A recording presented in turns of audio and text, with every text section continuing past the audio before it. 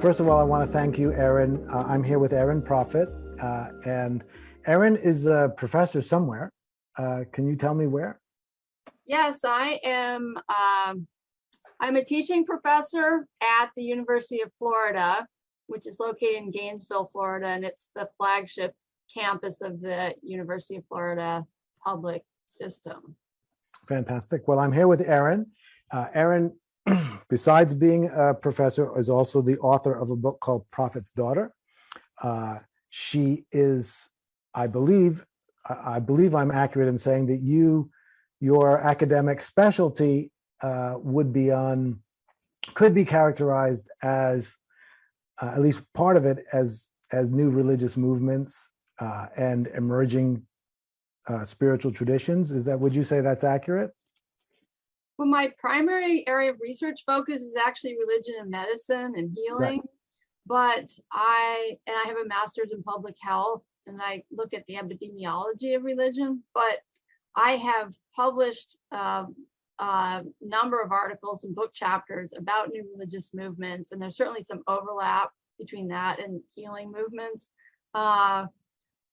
And so obviously my background and my upbringing in a new religious movement that some people call a cult certainly has informed my scholarship and my choice to, be a part of the academic study of religion.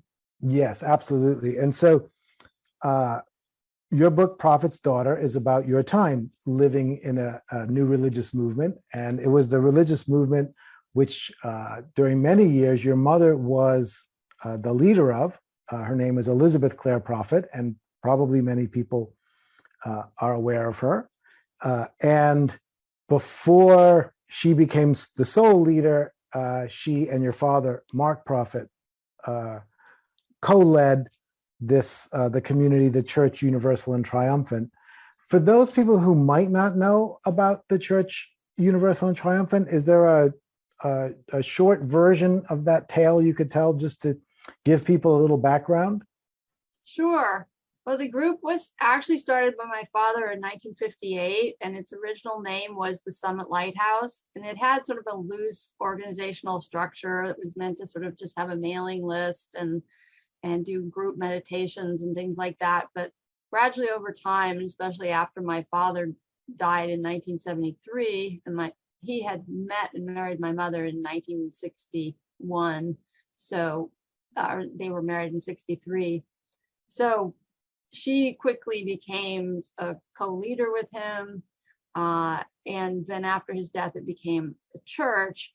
It promoted Eastern and Western ideas. A lot of it was built upon theosophy. If anyone's familiar with the Theosophical Society, the idea that there are divine beings or masters that are sort of guiding the development of humanity, and that people themselves can ascend and be like ascended masters. That's really the primary focus of the church and its teachings. It has a lot of self-help techniques and prayers that it promotes for people to develop themselves spiritually. And it was probably at its peak in the late 1980s, early 90s, but after my mother became ill and then later passed on in 2009, it's dwindled somewhat, but it still exists and still has a headquarters in Montana. I see. Now, I remember Elizabeth Clare Prophet for two reasons. One, because I had read The Lost Years of Jesus years ago and really loved it. And I think you actually worked on that book. Mm-hmm. And then, of course, like lots of people, especially those that were spiritually aware, there was a whole story around a prediction of the end of the world and building underground bunkers for the community to move into to survive, which sort of, in my mind, became one of the quintessential stories of kind of far out happenings. And when I read your book, I realized it really was a far out happening. So can you just say just a little bit, again, for people who might not be aware of that part of the story? What was Sure. going on? Sure. One of the things I try to unpack in the book is sort of how can a movement which seems to be focused on positivity and uniting of Eastern and Western traditions with a book like The Lost Years of Jesus, which says that Jesus went to India and that there's, compatibility between Hinduism and Buddhism and Christianity. How can a movement like that end up coming to worldwide attention through building bomb shelters, in a remote location in Montana? And what does this say about alternative spirituality in general? My parents were part of what you might call sort of a more conservative strain of spirituality that was definitely influenced by some apocalyptic ideas, even from theosophy. In fact, Madame Blavatsky talked quite a bit about, she's kind of one of the sources of the idea that there are these planetary cataclysmic changes every so often, right? And so there were, not only in our group, but in a number of other New Age groups, these ideas that there were going to be big earthquakes, that parts of the United States were going to be underwater. And there was a sense, even from the very beginning of our movement, that we wanted to have some kind of a retreat or place to survive these prophesied changes, which were supposed to be a result of bad karma. And during the late 80s, my mother, my parents' last name really was Prophet. I always have to say that. My father's was descended from some Scots immigrants to Canada. And but he thought it was, he had been raised in the Methodist church, but he also had some Pentecostal leanings. And then he got into Rosicrucianism and some esoteric thought before he found the theosophically influenced groups. So he had this idea of karma, that there was sort of bad karma that was coming back in cycles. And my mother sort of elaborated on these ideas. And if you followed their spiritual work, you would see that kind of interlaced among the positive spiritual affirmations. There was always some kind of a thread of, warning if people needed to sort of change their ways. Otherwise, bad things will happen. And so I think our motive in having a retreat and moving to Montana was partly to have a place to meditate and get away from cities. And it was also in anticipation that there might be these big events. And so in the late 80s, my mother started giving sort of more dire warnings and prophecies, and sort of basically told her followers that they should leave the coastal United States. She recommended people in other parts of the world build bomb shelters. She said it was very likely that there would be a nuclear war. And she didn't always encourage people to sort of pray that this would not happen, but she kept giving these messages that made people conclude that, okay, this is really those earth changes. This is really what all these other prophecies, not only in our movement, but in the Bible and Edgar Cayce and other alternative prophecies, that they were all coming to pass at once, and that this was all going to somehow happen around the period of 1989 to 90. So that's when we built these shelters. And the attempt to rationalize after the fact to sort of, why did we do this, or why did we spend so much money? I mean, and that was one of the things that sort of led me to question not the basic ideas, but more the decision-making process, and the idea that we had a sort of a sole leader that was the only one who could get official communications from divine beings and masters. Like, I felt that there was something gravely wrong with this decision-making process that had allowed this to happen, that had allowed so much of our hard-earned money, of the money of the members, to be put into this project, which probably could have been done much more cheaply and in a much less elaborate fashion if it weren't for the acceleration that was basically being driven by this kind of dynamic between my mother and her closest followers. A sort of, well, how should we prepare and what should we do? And it's sort of the ante kept being upped until, a group, we never really had more than maybe 10,000 dedicated members, maybe 50,000 people around the world. And we built this huge shelter complex that cost millions of dollars and almost bankrupted the group. And so I felt like this was a big failure of our leadership. And I was on the board of the directors of the church at the time. And, so it led to this period of questioning. We really tried to do some serious restructuring, and we even invited in a management consultant, and my mother was going to step back, and she wasn't going to run the church anymore. She was just going to provide, spiritual guidance. So there was an attempt to really try to restructure it, and that I was involved in. I was in my early mid-20s when all this happened. So, I eventually left. I always thought, well, maybe I'll go back someday. I still care quite a bit about the place, the people, all the people that I knew, all the people who raised me, who were my teachers, because I went to the church schools up through 12th grade for the most part.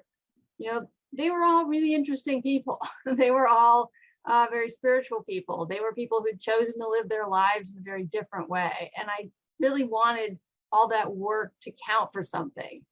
And so, eventually I realized that I probably wasn't going to be able to reform it in the ways that I had hoped it could be reformed. And therefore I decided the next best thing was to write about it, to share my experience with others, to try to occupy this kind of somewhat neutral space in between being, an insider and an outsider, and to hope that people could learn from the experience. Beautiful. It's very fast. I mean, we share a lot, but we'll get into this in a minute, because the one last thing I want to touch on in the book, because you're pretty upfront in the book. I mean, you're very vulnerable in the book and honest about your own experience. And at this time first I have a quick question. How many people, the bunker that you built was built for how many to live in? So we built a shelter that could have fit around 750 people, but in a pinch, it could have fit more, probably a few hundred more. But then there were also shelters that were built nearby by church members that could have also probably fit several hundred to 1,000 people. So you had basically about room for about 2,500 people in shelters, which were not all completed actually at the time we had drills. Right. They eventually were completed. And so now they're sort of like there as this kind of white elephant. I mean, maybe some people are thinking, oh, we might need them now. They're still right. They're a reminder of the past. As the Cold War seems to be, returning, I think some people feel like, well, maybe she was right all along. We just got the timing a little off. Right. But my criticisms were more of the, decision-making process. I don't think that building shelters in and of themselves is such a horrible idea, but I do think it's a mistake to try to plan for, essentially the end of life as we know it. I mean, we had 7 years worth of food. We had, it was a lot more than just fallout shelters. Right, of course. Now, this was instigated by prophecies from your mom. So she would get prophecies from divine sources, giving her wisdom, predictive wisdom.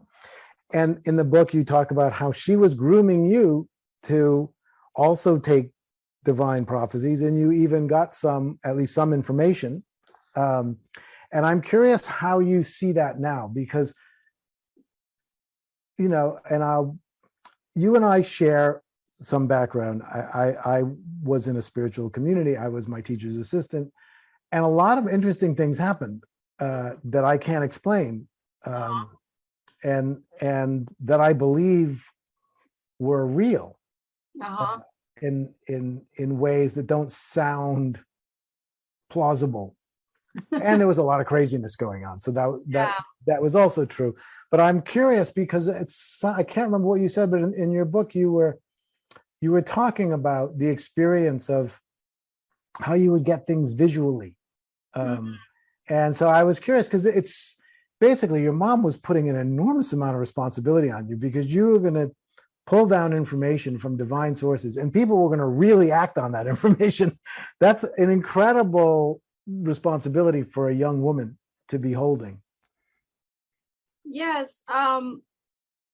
You know, I've spent a lot of time thinking about or wondering sort of why or how she was, you know, what did she really believe about the sources of the inspiration? Because, you know, some people who have were previously in the church, I mean, first of all, I'll say that my parents were both people around whom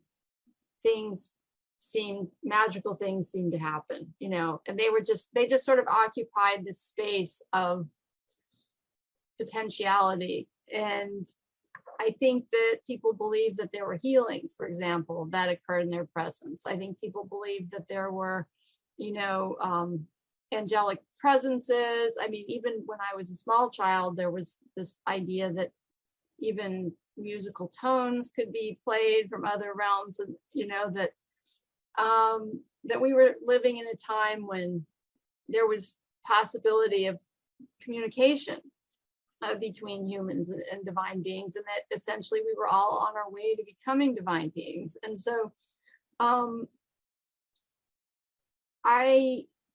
I know there are people who think that my parents sort of acted selfishly, or, you know, gave self-serving messages to people. And in my future work, I hope to focus on the whole process of channeling and revelation, because what I've kind of come to, what my current working theories are, is that the channeling process works a lot like a creative process, in the sense that, you know, an artist may sort of open themselves up to some artwork that they think they'd like to do, but often the artwork will arrive in their mind sort of as an image fully formed. And then and writers as well.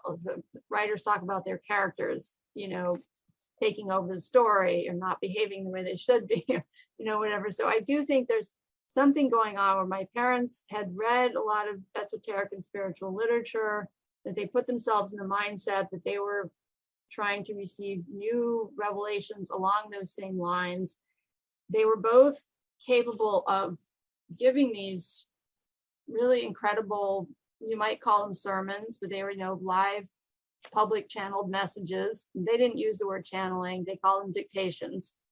They were believed to be coming from God, from, you know, not quote ordinary dead people, you know. So this was not supposed to be spiritualism.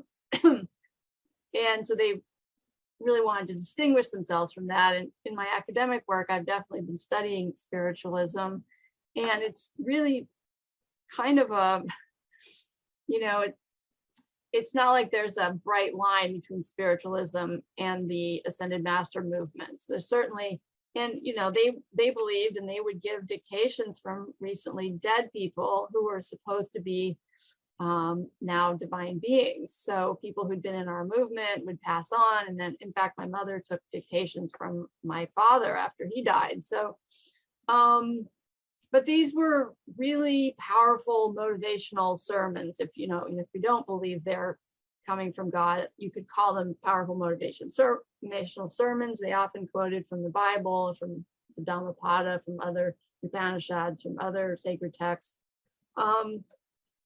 If you listen to enough of them, you might feel that it's somewhat, certain themes kept cropping up over and over again. But there was certainly a lot of theological innovation that happened, and mystical transport. I mean, my mother could just rhapsodize on St. John of the Cross in his Living Flame of Love poem, and that was just in a sermon.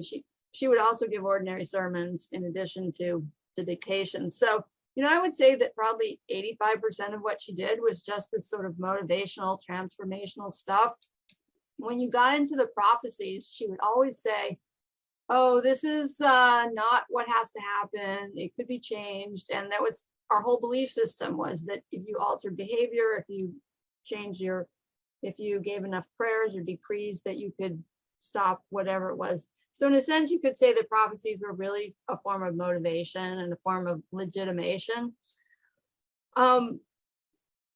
So in some sense, I guess I felt special that I was being singled out for this role, but it was really not something I really wanted. I really wanted to leave and to go out and have some kind of job or career or life on my own so that I would have something to bring back to the community, because I cared about it. And I didn't feel that, just when I was 17 years old was when I started being trained to do this work. So, and I'd gone to college when I was 15. So, I took a break from college, began doing this training. Then I went back and got my degree in journalism. And immediately, like the day after my last final, we were on the road to Montana.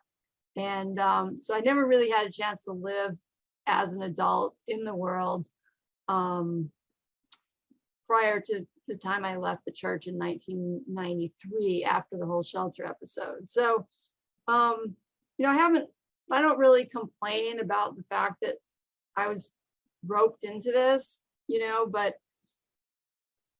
because I willingly did participate, and I thought I was saving and helping the church, and I thought that these revelations which came to me were designed to help give us the next step forward, right? Where do we go after the shelter? The prophesied events, the dates came and went. There was no war.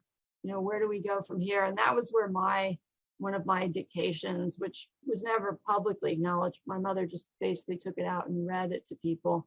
That was my contribution to helping people sort of return and come back and figure out where do they go from here. And because, we had a school, we had alternative healing. We wanted to have an alternative medicine retreat there. There was a hot spring spa. I mean, there were all kinds of good and positive things we were planning to do on that land in Montana.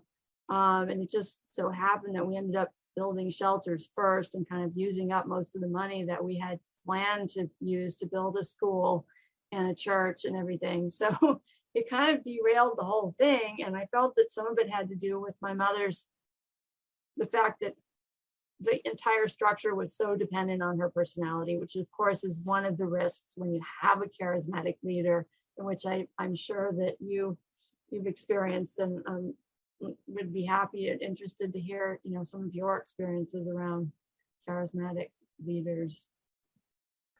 I mean, very much so. And yeah, it's very challenging. So in relation to like prophecies, I sometimes like to use a phrase, creative illumination, to describe spiritual revelation. Mm-hmm. And that it's spiritual revelation to me is never purely passive. Mm-hmm. You're not just given the truth. There's always some kind of meaning making going. You're always co-creating that. And that was actually a huge help to me in my spiritual path, because I recognized that I was an active participant in what was happening. But that also meant that my foibles were, potentially going to color what I walked away with, which was, I don't think you can avoid that. But if you're really believing, and I've worked with a charismatic leader who sometimes really believed he was seeing the truth, and everyone else believed he was seeing the truth. And sometimes it turned out maybe it wasn't the truth, but we had already acted on it. And that gets challenging. I think anytime that you have excessive faith in the vision of one person, it puts the whole structure on a very tentative foundation, because, we would all like to believe there's a possibility for a person to be perfectly open, but it seems like a really risky bet. If you look at the history and the data, it doesn't appear to happen. And the only people that it even may have happened to usually were around a long, long time ago, when it's unclear.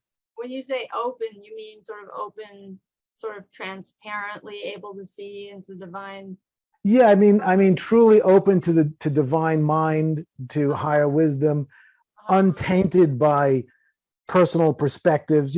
Because you look later, even at the stuff, some of the things I read in your book that your mom said, or things I experienced, from my own teacher. In retrospect, you can see the self-serving nature of some of the things that were handed down as truth. Now, that doesn't mean that they were doing it on purpose, but it certainly opens the door for the possibility that a person's revelations were being influenced by their own circumstance. And that is certainly the way many people walk away from those situations, believing that's what happened. Right. I mean, one of the things that, okay, so first of all, I just want to circle back and pick up on something that I meant to say when I was talking about the whole channeling process, is that I think that it's pretty normal actually for people to bring in their own biases and experience. I don't actually think there is such a thing as a transparent lens. And I don't necessarily even, because I consider myself agnostic, I don't necessarily even believe that there is a divine realm, or that the divine realm can be accessed by and understood by people. That doesn't mean I don't think that people can't come up with new revelations and basically new approaches to ultimate purpose and how to worship and how to organize ourselves. And I like John Climo's book on channeling. I think he breaks down like sort of 7 different types of information that come out in channel material. And a lot of it is just personal inspiration. There's poetry, there's sometimes there's factual veridical information. People used to ask my mother, well, can't you tell us, what is the next law of physics, or what is like, and she would say, well, I don't have the vessel for that, right? I'm not trained as a physicist. But Jesus was a Palestinian Jew. He was speaking to people in his time. He was a reformer. That's how I see him anyway. The Buddha lived in time, and I've gotten into huge arguments with Buddhists about the historical Buddha, because people are very invested in the idea that every word that has accrued around the Buddha was actually said by the historic Siddhartha, which we know just from the discipline of religious studies is impossible, because there's so many different texts and traditions that have accumulated around this real historical figure. So, my parents were operating within this scene that was already set by this previous group or organization called the I Am Religious Activity, which was the ones that came up with the idea of a messenger, that there was only supposed to be 1 or 2 anointed or authorized messengers. So there was this built-in tension, because a lot of their teachings were telling people, you can access divine wisdom through your own higher self. You don't need a guru. Don't come to me. That was part of their teaching. You don't need a guru. You can ask God yourself. Right. But then there are always these extra reasons why you might need a guru. It could help you get through your karma faster. You were blinded by your own karma, which you couldn't see. The guru could see it better than you could. And so these were the kinds of situations where I felt that my mother got into some very dicey areas, and I felt that there was, as I mentioned, just kind of a flaw in the whole system. But obviously there's a flaw in our belief that there is revelation, and that some people are authentic, because there were so many people who would come to my mother and they would say, well, you ate meat, so you must not be a true and genuine, vessel. And these same kinds of arguments about authenticity were going on among spiritualists and mediums, who sort of like, well, this person is married, or they have children, or they can't be the authentic one, And I've been thinking a lot about what I call the myth of authenticity, and I encourage people to move perhaps away from that and more towards something like utility. Does this spiritual teaching work for me in my life now, where I'm at?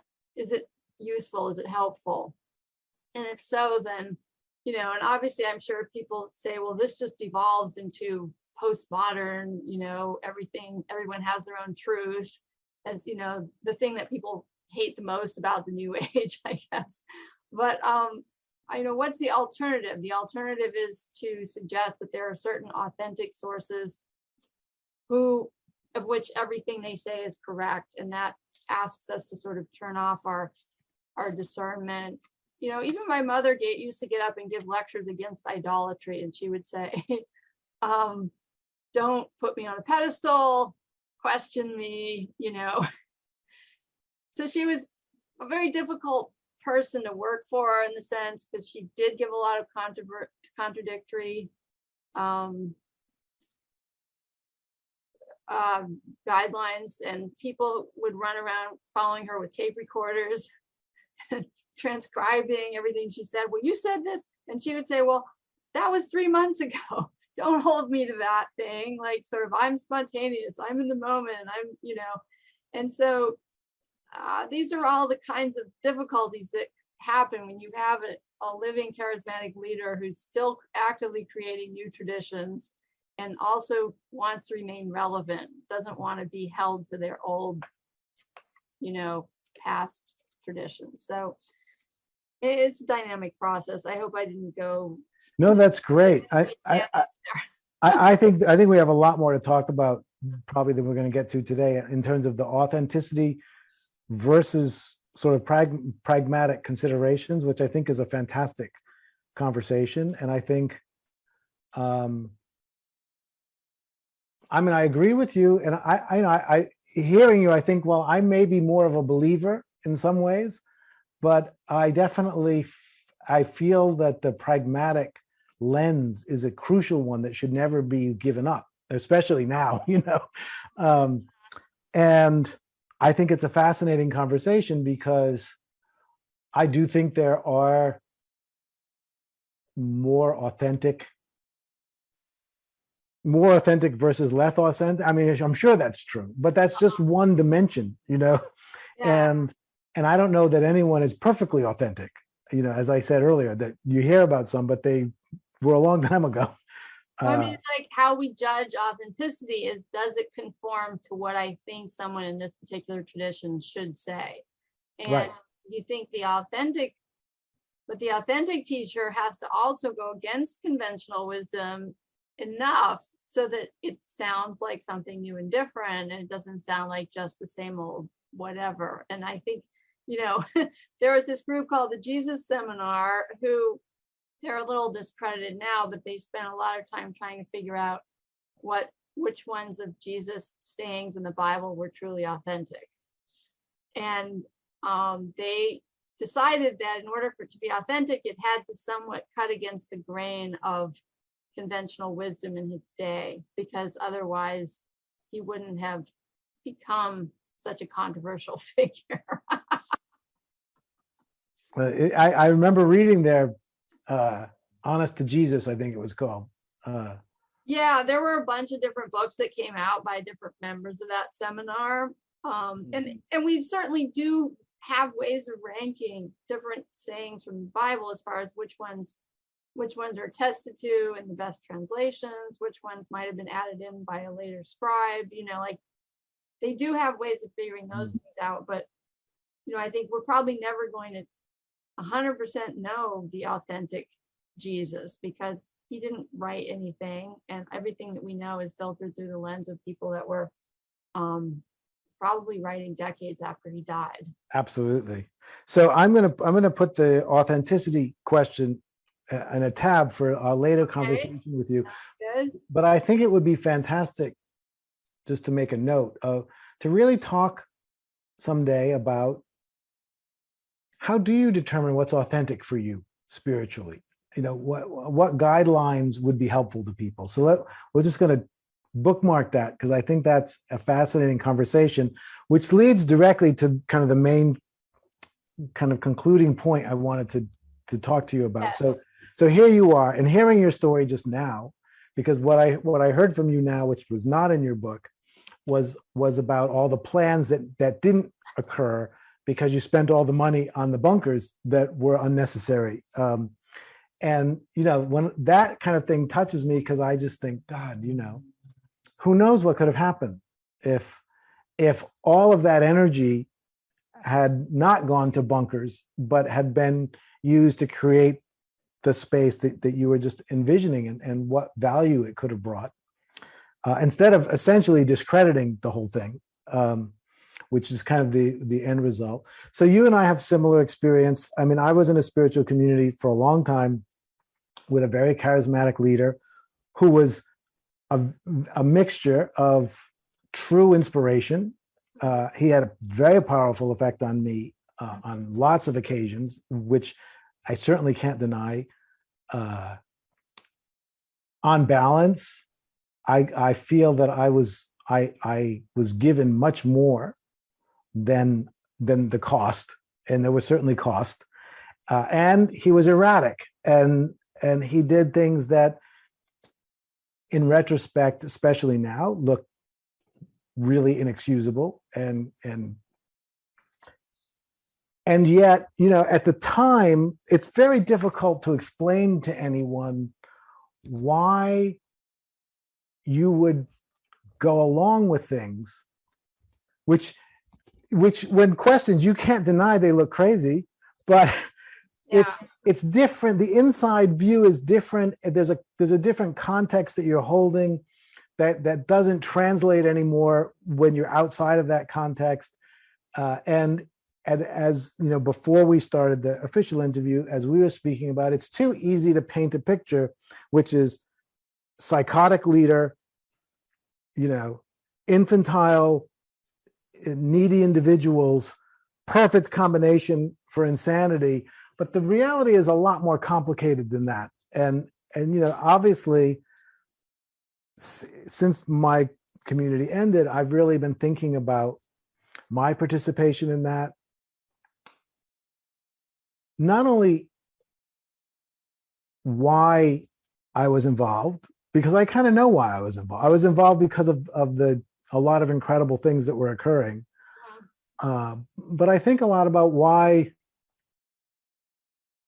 I seem to benefit a lot more than some people did, and somehow avoided a lot of the damage that others I know have endured. And my heart goes out to people who are really hurt.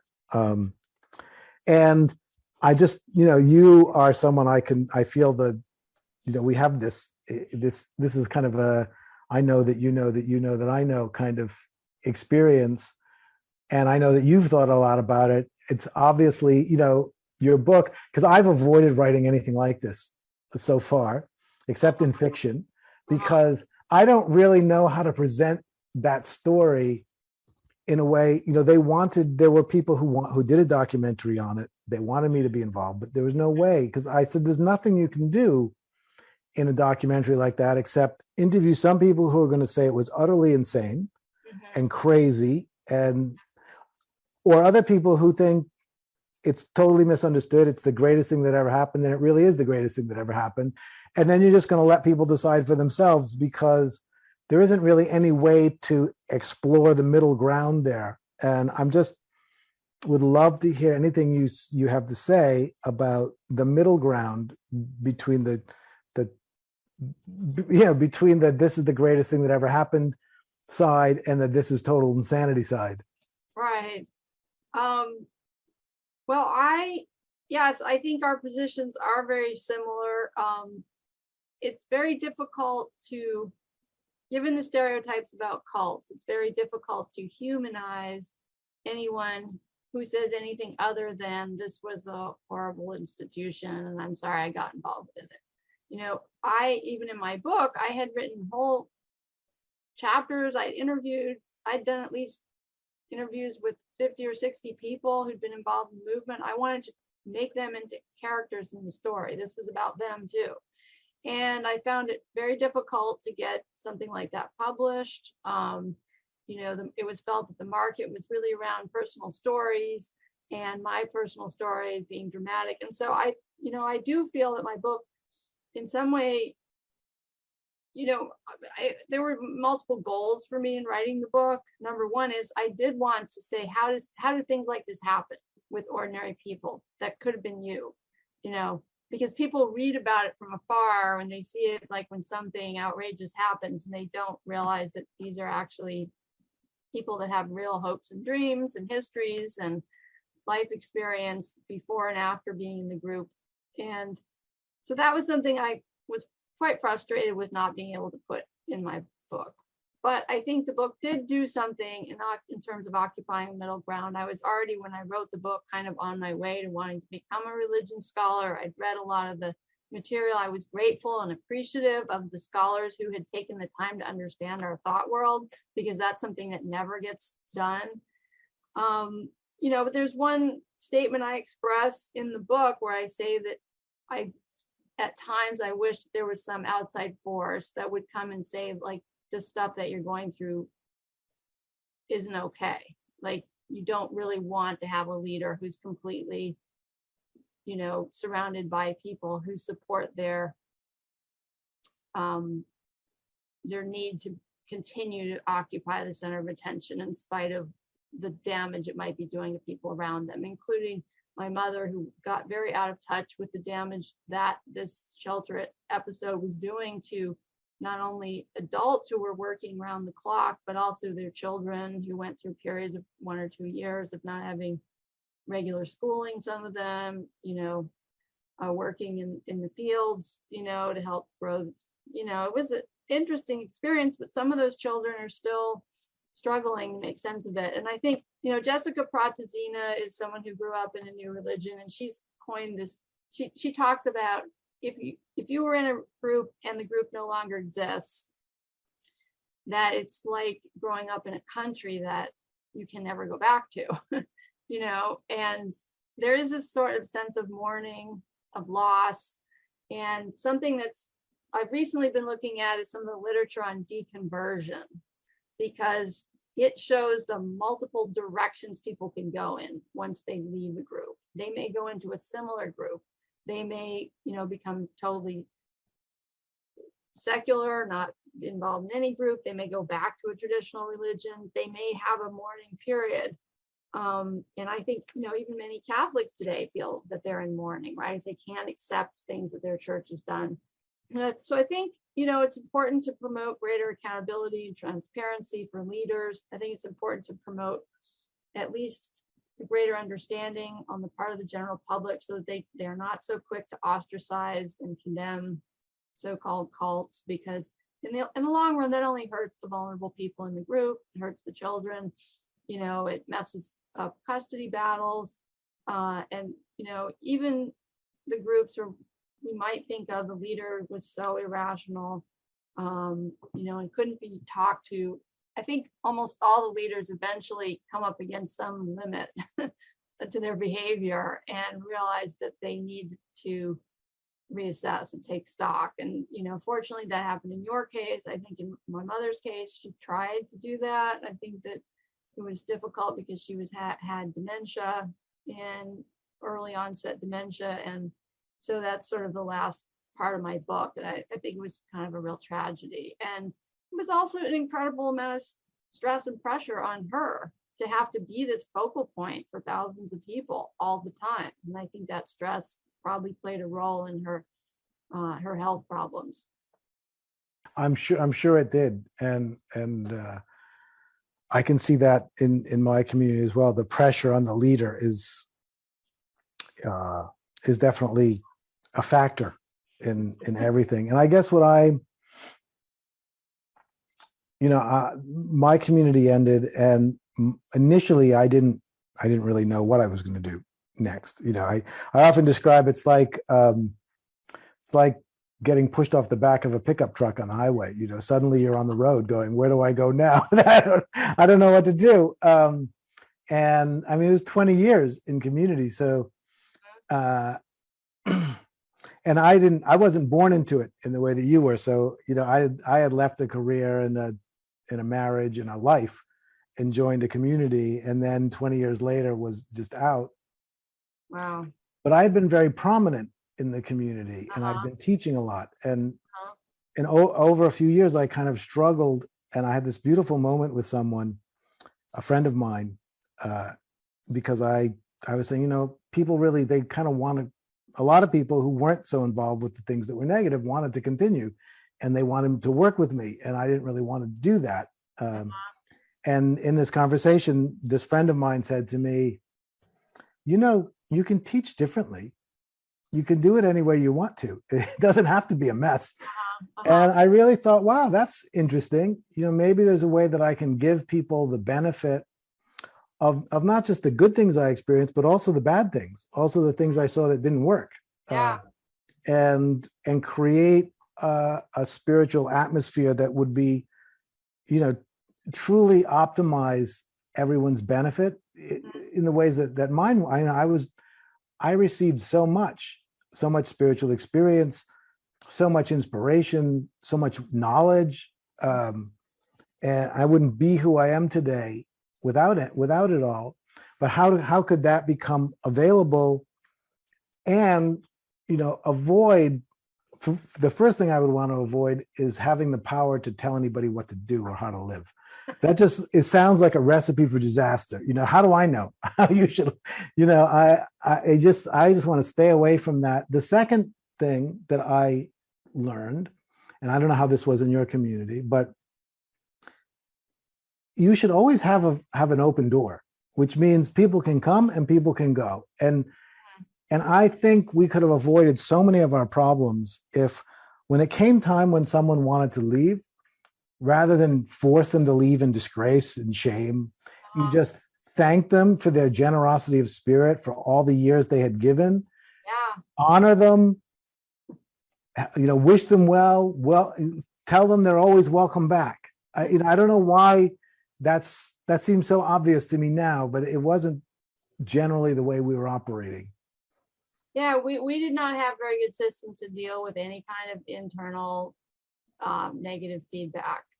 And there were any number of people who found themselves booted out, after voicing some kind of criticism. And I always felt that was very wrong. And I think that my parents were kind of, the culture that they inherited thought this was going to be a modern day mystery school, quote unquote, and we were all initiates, and therefore people had to act sort of like you would like in a martial arts studio or something like that, with this great deference and respect. And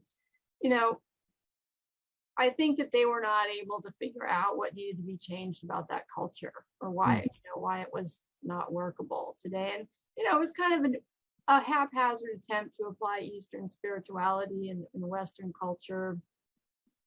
And it has a long history going back to the 19th century. But anyway, it sounds great what you're doing. I think that I had a number of ideas about how, what would be a great organizational structure that would sort of be self-correcting, that would select out, these types of problems. And, I think it's tough because people do in the end sort of kind of want someone to come along with a strong vision. And it's a lot harder to do something that's a collaborative vision. Yes, it is. And I'm hoping it's not impossible. Yeah. So we'll have that conversation too someday. So I'd love to hear more of your thoughts on it. Can I ask you one last question? Sure. Because our issue is about emerging spiritual traditions and religious adaptation. And the idea is there's always going to be new traditions emerging, right? The times will always create new spiritual forms, and long established traditions will always need to be involved in some kind of adaptive process to come to the times. What I'm excited about, and why I wanted to do this issue of the magazine, is there is now a growing scholarship in this area where, in an academic sense, these things are being taken seriously and studied so that we can learn how this works, how it works well, how it works poorly, and hopefully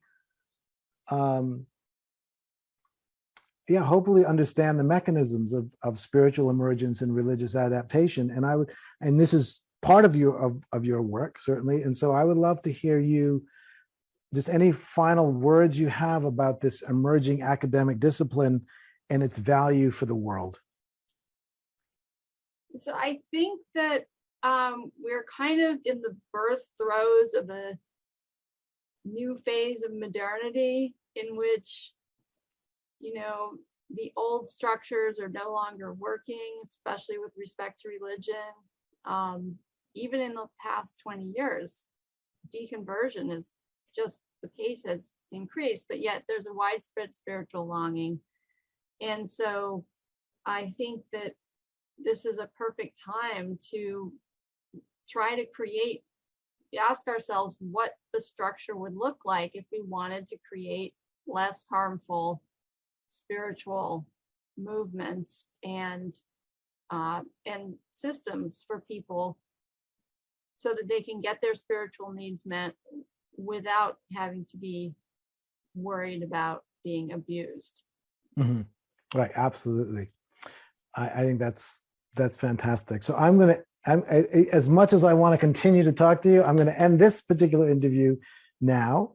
Thank you very much for being willing to speak with me. This has been very fascinating. So I really enjoyed it.